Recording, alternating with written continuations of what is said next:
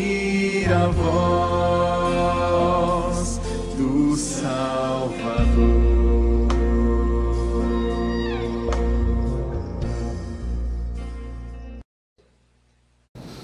Queria convidar você a abrir a sua Bíblia em 1 Crônicas, capítulo 29, um texto muito precioso, texto que tem a ver com coração, disposição,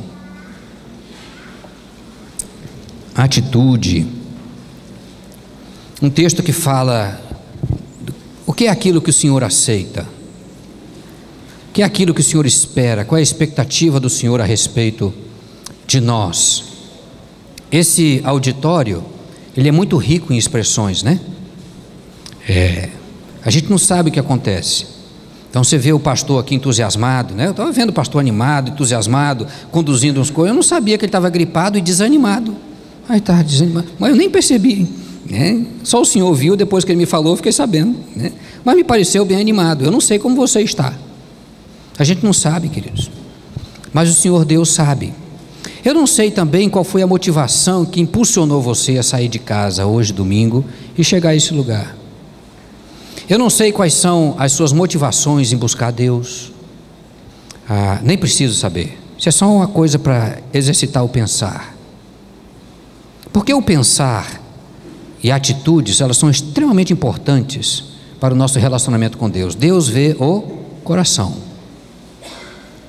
E é extremamente importante termos a postura correta ao nos aproximarmos dele. Hoje em dia o Evangelho é visto de uma forma muito intensa como um negócio, né? Para muita gente. O relacionamento com Deus é alguma coisa de dar e receber.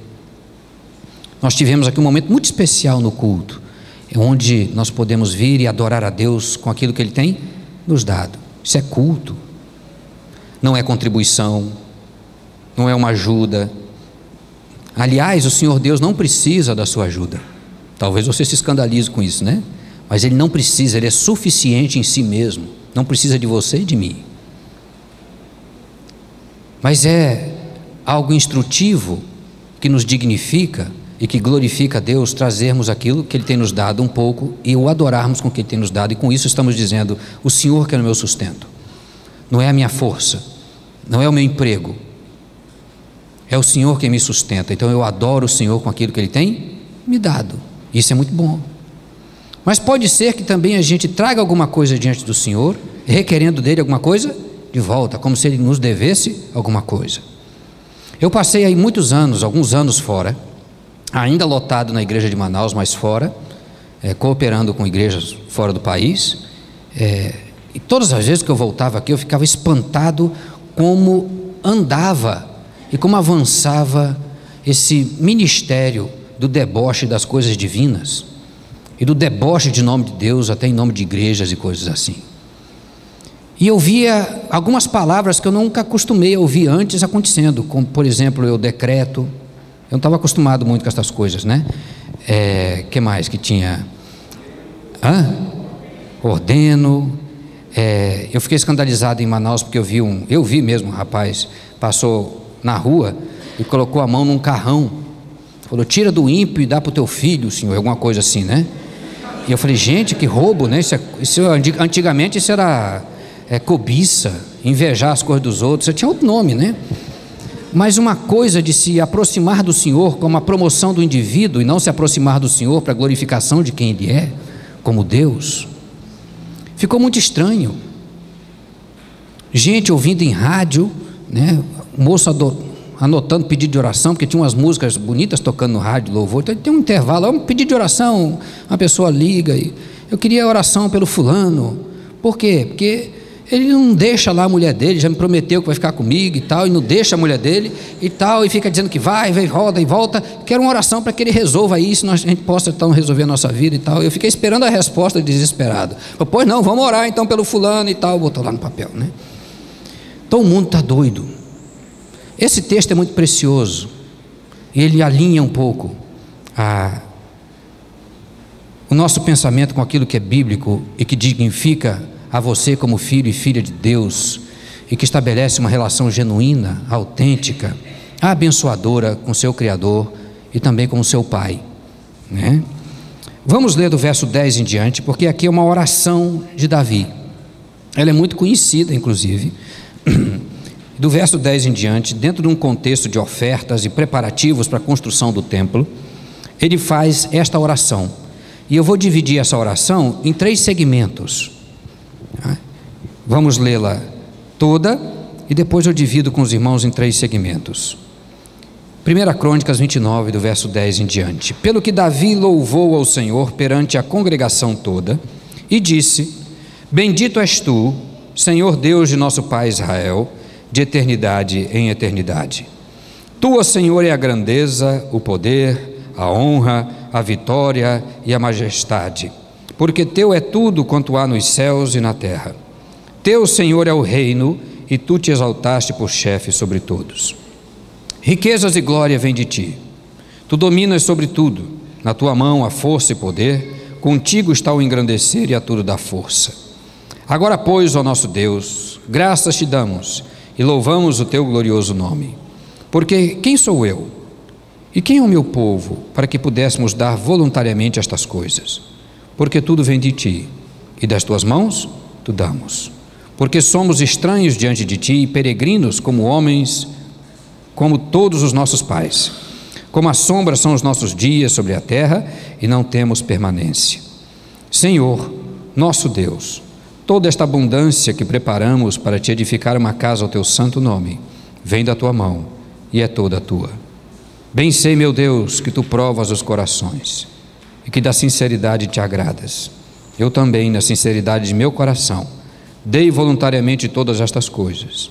Acabo de ver com alegria que o teu povo, que se acha aqui, te faz ofertas voluntariamente. Senhor, Deus de nossos pais Abraão, Isaque e Israel, conserva para sempre no coração do teu povo estas disposições e pensamentos. Inclina-lhe o coração para contigo. E a Salomão, meu filho, dá coração íntegro para guardar os teus mandamentos, os teus testemunhos, os teus estatutos, fazendo tudo para edificar este palácio para o qual providenciei. Então disse Davi a toda a congregação: Agora louvai ao Senhor vosso Deus. Então toda a congregação louvou ao Senhor, Deus de seus pais. Todos inclinaram a cabeça, adoraram o Senhor e se prostraram perante o rei. O contexto aqui, queridos, é um contexto assustador, dentro do ponto de vista humano, não divino, mas do nosso ponto de vista. Deus deu a Davi um desejo, e Davi o acolheu com muito carinho, de construir a casa, um templo para o Senhor. Deu medidas, utensílios, conduta da adoração, estabelecimento de sacerdotes e coisas. Davi sonhava com a casa. Davi amava a Deus. Era um guerreiro, mas amava a Deus. Ele tinha um coração pastoral, desejava relacionamento com Deus. Os salmos de Davi expressam o coração dele. Alguém desejoso de conhecer a Deus e caminhar com Deus. Ele tinha prazer em adorar, louvar o Senhor. Certamente ele sonhava, pensava, conversava com as pessoas, os mais próximos, sobre aquilo que ele recebeu para se construir o que ele chama de um palácio. Para Deus mesmo, não era para ele, mas era para Deus. Aonde Deus pudesse ser louvado, adorado, os sacrifícios por perdão de pecado pudessem ser feitos. Davi tinha esse desejo, e tanto que ele tinha esse desejo, que depois de 40 anos, desde um primeiro momento de vocação, de chamamento, de lutas,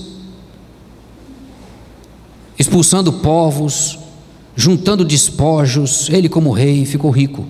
Tinha muita riqueza, mas ele não tinha nenhum problema de dar a sua riqueza para a construção desse templo. No início aí do capítulo, Davi faz a doação pessoal dele. Ele tira do tesouro pessoal e oferece algumas coisinhas para a construção do templo.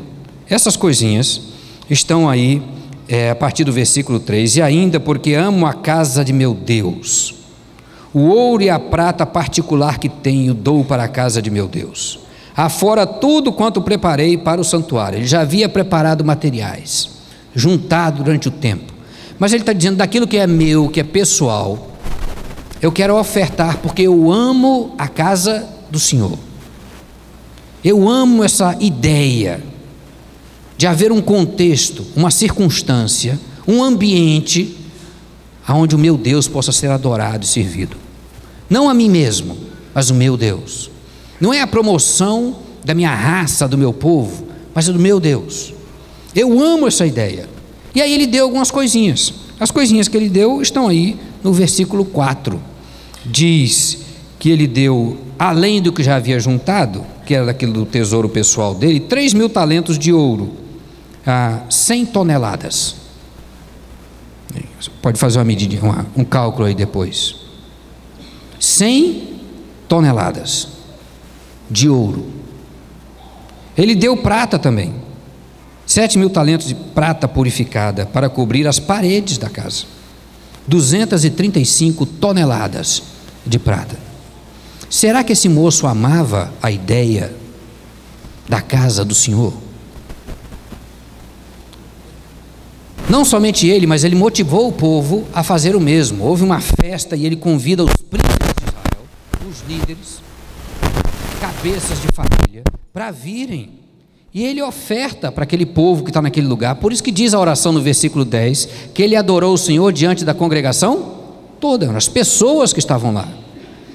Eles também doaram algumas coisas. E aí está mais à frente, no versículo 7 diz que esses príncipes que vieram, deram para o serviço da casa de Deus 5.000 talentos de ouro, 168 toneladas, todos os príncipes juntos. Davi deu 100, sozinho. Prata foram 336 toneladas. Tem aí também mais algumas coisas, como bronze, 675 toneladas.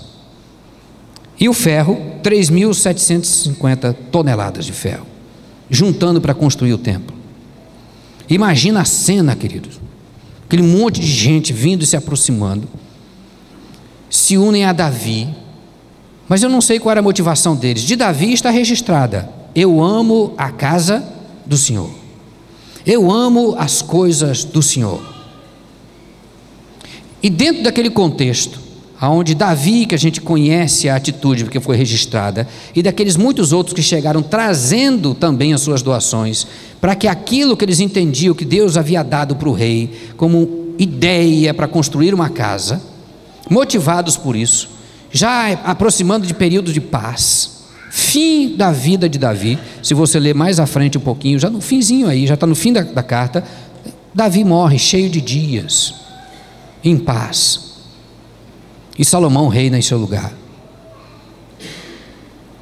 Mas diante desse contexto de gente preocupada com a casa de Deus, com o que pode ofertar, com o que pode oferecer para construir as coisas de Deus, Davi faz uma oração. O que é que nós podemos ofertar, queridos, e dar para construir a casa de Deus? A Escritura diz no Novo Testamento que nós somos o templo do Espírito Santo.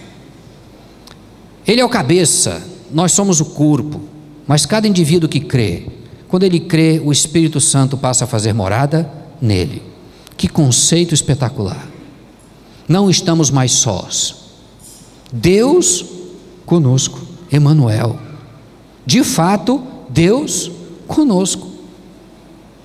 Imagina a cena de Paulo caminhando na estrada, indo em direção a Damasco, pensando em como glorificar o seu Deus no seu judaísmo, em prender cristãos. E naquela caminhada, uma luz brilha, ele vai ao chão. E imediatamente ele pergunta: quem és tu, Senhor? Um judeu não diz essa palavra, senão é direcionada a Deus. Quem és tu, Senhor? Sou Jesus a quem tu persegues. Levanta, vai à cidade. E deu a ele algumas instruções. O moço levanta dali completamente transformado, e já experimentando o Espírito de Deus. Essa é a casa que nós somos. Quais são as ofertas que você traz para a construção desta casa? Deus não habita em templos feitos por mãos humanas. Esse lugar aqui é importante? Claro que é. Ele foi construído com carinho e dedicado à adoração, ao culto ao Senhor? Claro que sim. Mas O que é aquilo que de fato constrói o lugar da habitação de Deus? O que é aquilo que é relevante? Davi dá algumas dicas na oração dele. Observe e mantenha em mente que o povo está diante dele. E ele faz uma oração no versículo 10, que é a primeira parte que vai até o versículo 13, aonde ele diz quem Deus é. Que espetáculo! Que espetáculo! Quando você doa e dá alguma coisa importante, o que você espera? Pastor está, muita dificuldade, pobre do pastor Cristiano, indo na estrada para lá e para cá, cheio de buraco, perde a calota da roda dele. Aí você chega um dia e fala: pastor, cabe que esse carrinho seu, vou lhe dar um carro bom.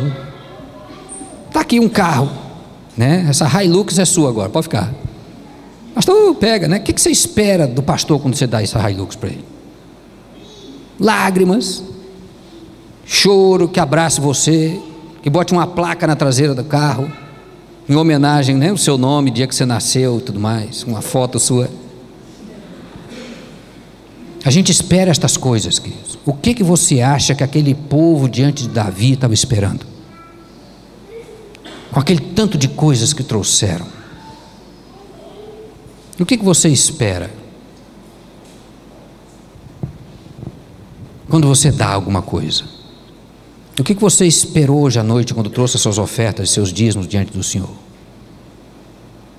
O que você estava dizendo para Ele no seu coração?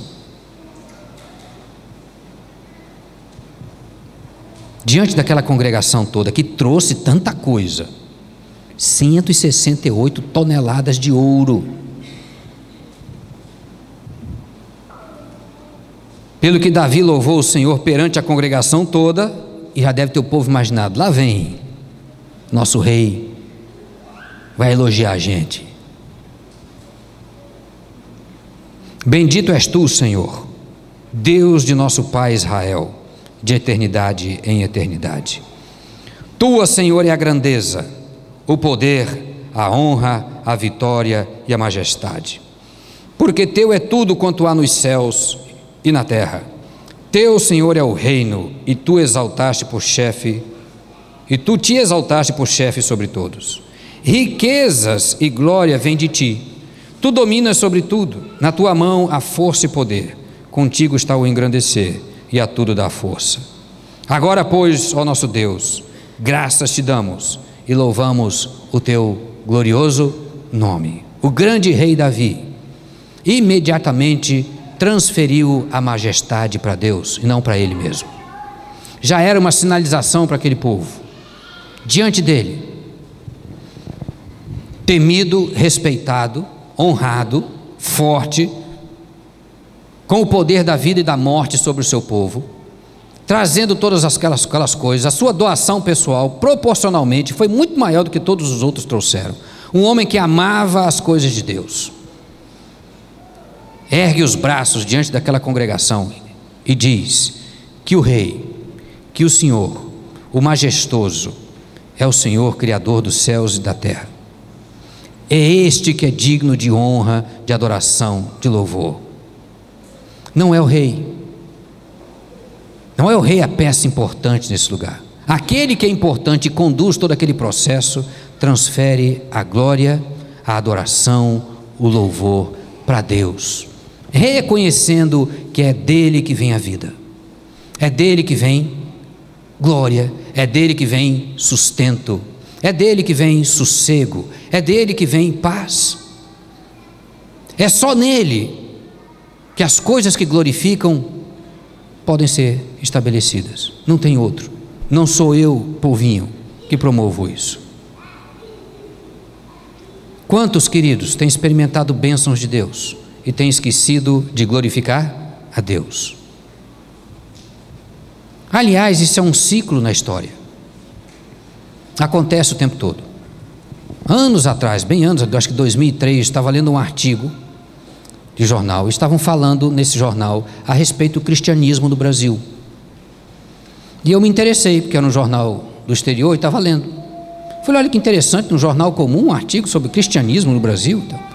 E eles estavam fazendo uma analogia e dizendo que os outros povos, quando experimentaram um cristianismo autêntico, Aquele cristianismo mudou a nação. Aí eles começaram a citar a história do Reino Unido, da Holanda e outros lugares onde esse cristianismo vivido por pessoas que dizem ser cristãs transforma a sua geração, transforma as leis, transforma a rua, transforma os hábitos das pessoas. Quem jogava lixo pela porta do carro não joga mais. Quem se conduzia como um animal no trânsito não se conduz assim, porque toda a expressão de vida dele é transformada por uma relação com Deus, e essa relação genuína nos faz amar as coisas de Deus. E eles estavam argumentando: que estranho, no Brasil há tantos evangélicos e cristãos hoje em dia, mas isso não tem sido suficiente para mudar a sua nação. Nação que continua cheia de corruptos, ladrões, aproveitadores, gente que gosta de levar vantagem sobre os outros.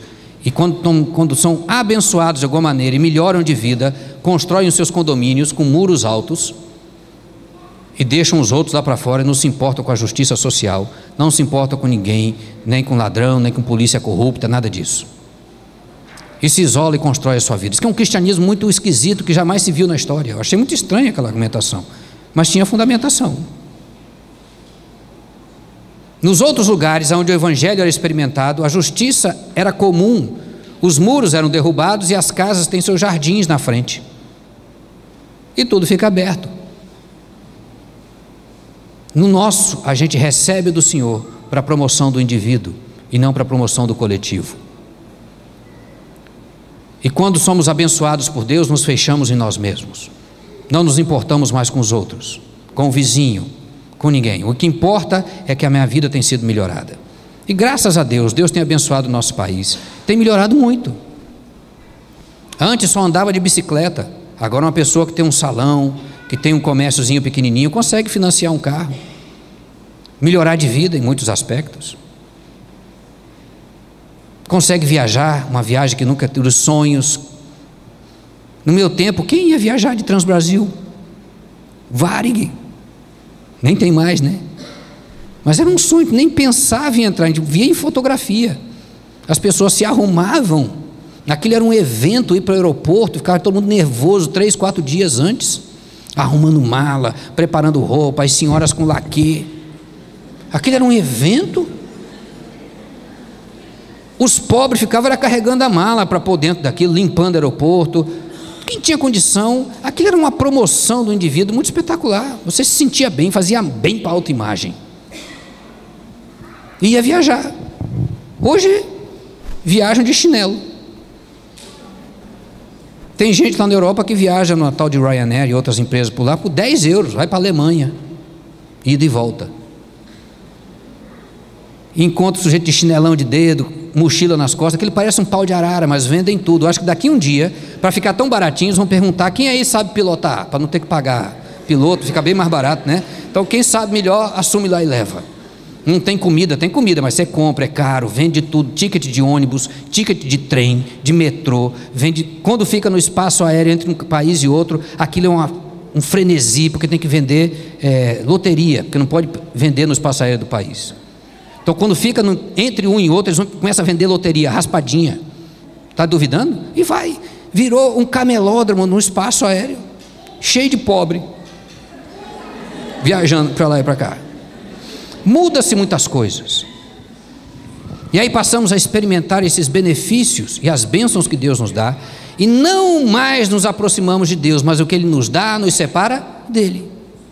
Que bom que Davi, diante daquelas pessoas, disse: Tu és o rei, Tu és o provedor, tudo isso aqui veio das Tuas mãos. E glorifica a Deus. Há um político nosso, né, pastor? Lá no lugar de Davi, numa hora daquela, que oportunidade, não era não? De manipular aquela massa, de tirar, quem sabe, mais umas 100 toneladas, 278 de ouro, já ia ficar bem melhor. Deixava 78 para a casa do Senhor, e as 200 a gente fazia as outras obras. Que está aí a turma, acontece, isso é ridículo diante dos nossos olhos o tempo todo. Mas Davi tinha um coração que amava o seu Deus. E que bom que isso ficou preservado na história, para nos estimular hoje à noite. que os benefícios que Deus tem nos dado não podem tomar o lugar dele na nossa vida. Por isso que a gente pode estar neste lugar, todos nós, às vezes com o coração errado, com a atitude errada. E tem mais, tem gente que ainda fica com raiva de Deus, ressentido com Deus. Mas na oração dele, ele já começa dizendo quem Deus é, que é muito superior a ele e que todo aquele povo. Depois piora um pouco, do versículo 14 em diante, ele diz quem é o povo.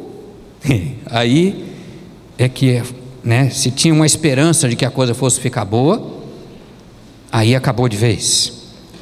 O verso 14 em diante diz: porque quem sou eu? Ele não começa dizendo quem é esse povo, não, quem sou eu? E quem é o meu povo para que pudéssemos dar voluntariamente estas coisas? Porque tudo vem de ti, e das tuas mãos tu damos. Porque somos estranhos diante de ti, e peregrinos como todos os nossos pais. Como a sombra são os nossos dias sobre a terra, e não temos permanência. Senhor nosso Deus, toda esta abundância que preparamos para te edificar uma casa ao teu santo nome, vem da tua mão, e é toda tua. Primeiro ele lembra na oração dele. Será que ele preparou essa oração num esboço? Eu acho que era uma expressão natural do coração dele. Primeiro, ele estabelece Deus naquele lugar. Depois, ele lembra a ele mesmo e a todos que estão ali que não somos absolutamente nada. Qualquer coisa esta noite que você queira dar, você não fez do nada vir à existência. Você não tem controle sobre isso. Não há nada que você tenha, nem o seu corpo que você carrega e arrasta para aqui e para ali, que não tenha sido uma dádiva de Deus. Absolutamente nada. Não sobra espaço para arrogância, não sobra espaço para petulância, não sobra espaço para soberba. Senhor, quem sou eu e quem é esse povo? Para que pudéssemos dar alguma coisa para o Senhor, como se o Senhor precisasse de alguma coisa, como se nós tivéssemos o poder de criarmos alguma coisa do nada, como o Senhor faz, e podermos então te dar, que te complete ou lhe acrescente alguma coisa. Eu tenho, não está escrito no texto, mas eu tenho convicção que aquelas palavras de Davi mexiam com aquelas pessoas naquele lugar. Nós gostamos de elogios, nós gostamos de ser promovidos. As coisas que fazemos, nós queremos um retorno. Lá na Europa é muito comum você ir nas igrejas e encontrar plaquinhas nos templos. Há muitas placas, placas em bancos, placas em paredes, placas em pilastras. Então, esses bancos aqui são em honra, e agradecimento ao fulano de tal e sua família, foram eles que compraram. Aí colocaram, aí fica uma plaquinha, sempre lembrando. Placas em paredes. Se te fazem alguma coisa, você tem que rapidamente, ter um curto período de tempo para ficar dentro da gentileza e da boa educação, você fazer um cartão e agradecer. Se você não agradecer, as pessoas se ofendem. Eu acho que aquelas pessoas que trouxeram aquelas toneladas de ouro, prata, ferro, bronze, gostariam muito de ter seus nomes citados, e que o rei olhasse para eles e muito obrigado, que vocês trouxeram para a casa do Senhor. Mas quem somos nós? Porque até a casa do Senhor, que é você, não aconteceu devido à sua escolha. Pela graça sois salvos, mediante a fé. Isto não vem de vós, é dom de Deus, para que ninguém se glorie. A casa que há em você é algo que Deus lhe deu, e o privilégio de você participar dela, presente de Deus, para que você cultue de volta a Deus. Pastor, mas aí não sobrou nada para a gente então. Ficou nada. O que faz? Vamos embora para casa deprimido, triste? Tem nada que a gente pode oferecer a Deus? Tem, é a terceira parte da oração dele. O que é que Deus aceita e que procura no coração do homem? Versículo 17: Bem sei, meu Deus, que tu provas os corações e que da sinceridade te agradas. Eu também, na sinceridade de meu coração, dei voluntariamente todas estas coisas. Acabo de ver com alegria que o teu povo que se acha aqui te faz ofertas voluntariamente. Bem sei, meu Deus, que tu provas os corações. Depois de estabelecer quem Deus é, depois de estabelecer quem o homem é, incluindo o rei, começando por ele primeiro, que não é nada, ele diz: eu sei que o Senhor prova os corações e o Senhor sabe que voluntariamente eu dei estas coisas. E eu vejo com alegria que o meu povo fez isso também voluntariamente. Eu não forcei nenhum deles a trazer estas coisas, mas eles trouxeram. Coração quebrantado, compungido, o Senhor não resiste. O coração quebrantado e que adora o Senhor é essa expressão da casa do Senhor. É isso que Ele espera de você e de mim. Coração quebrantado, inclinado para o Senhor. Olha aí os outros versículos. Ele fala de manter o coração inclinado. Senhor Deus de nossos pais, no versículo 18, Abraão, Isaque, Israel, conserva para sempre no coração do teu povo estas disposições e pensamentos, e inclina-lhe o coração para contigo. Queridos, quem nós somos aqui hoje à noite neste lugar, ou tudo que já conseguimos construir pela graça de Deus até hoje, louvado seja Deus por isso, tudo isso é para que você se incline na direção do seu Deus, do seu Pai, e que você fique mais pertinho dele, para que você o conheça melhor, não para que afaste você dele. Você quer ver uma coisa que o entretenimento tem feito hoje em dia? Tem afastado as pessoas da vida comunitária em igreja. Isso é uma das pesquisas que já fizeram aí. Antigamente lá em Manaus, já que a gente não tinha dinheiro para comprar o passagem de Transbrasil de Varig, tinha que ficar ilhado, porque eram 7 dias para ir para Belém, onde tinha a estrada mais próxima. Para cá quase nunca dava. Eu ainda vi, acho que umas 2 vezes que eu perdi avião da fábrica, ficava desesperado nas férias, pegava um ônibus para cá, ainda consegui passar 2 vezes. Depois, em toda a minha caminhada, a maioria do tempo a estrada estava fechada, o mato tomou conta, a água levou o asfalto que foi. Então não dava para sair, a gente ficava ilhado. Tinha um feriado prolongado como esse agora, o que a gente fazia? Ia para a igreja.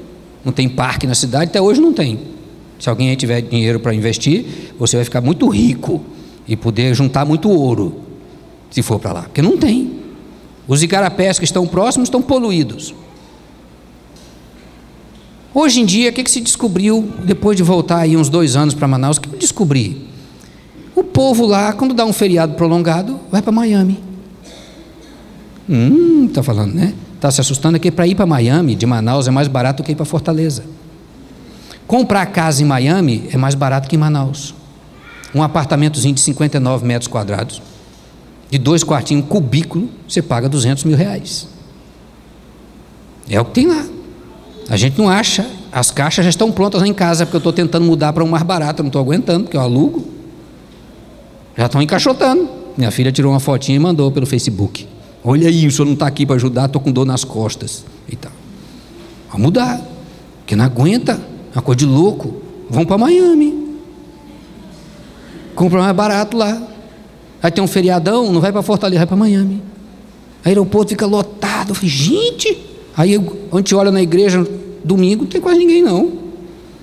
Todo feriadão diminui aquele negócio. O povo está adorando a Deus em algum lugar por aí. E vai se distraindo com aquilo que Deus dá.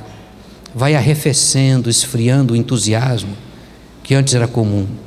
Todos os lugares que experimentaram prosperidade esqueceram do Senhor. Isso é um ciclo na história. É um ciclo. O que é isso, Senhor? Que o Senhor requer do homem? Coração que adora, que serve, que não é escravizado por aquilo que tem ou o que construiu, mas que tudo que recebe gera ação de graça e inclina o coração mais em direção do Senhor.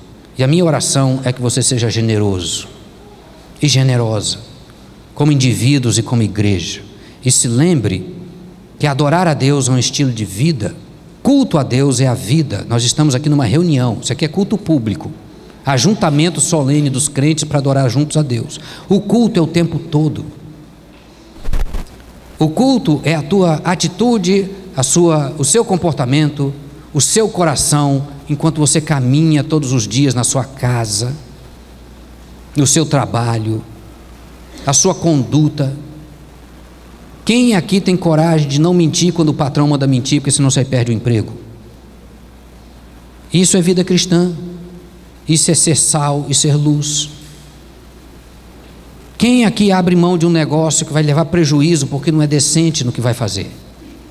Isso é ser sal, ser luz.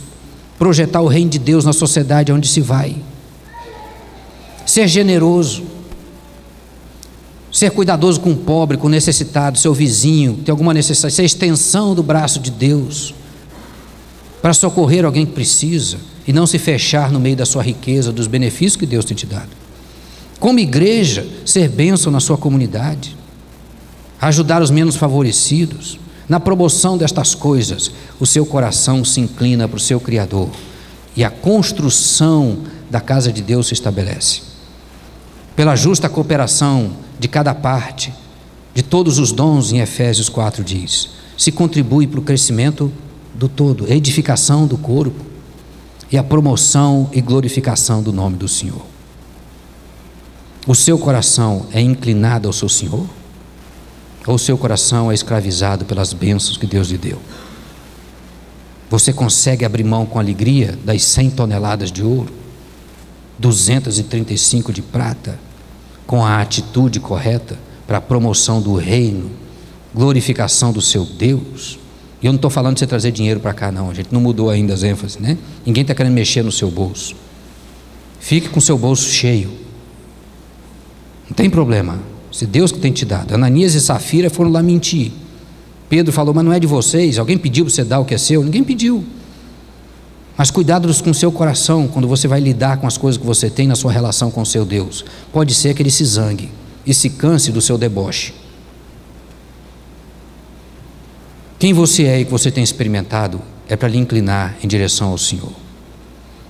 Depois da oração, o povo adorou a Deus. Davi disse, adorai o Senhor vosso Deus. Eles adoraram a Deus, trouxeram bezerros, muitos animais, e celebraram o Senhor em culto juntos como comunidade. Vigie o seu coração.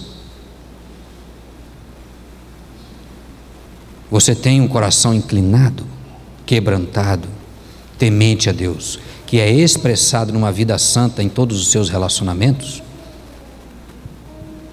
Isso é extremamente importante. Essa atitude vai determinar se o seu culto vai ser genuíno ou não. Vamos orar, queridos? Baixe sua cabeça onde você está. Faça a sua oração. E responda as perguntas você mesmo, que o Espírito de Deus fala sobre.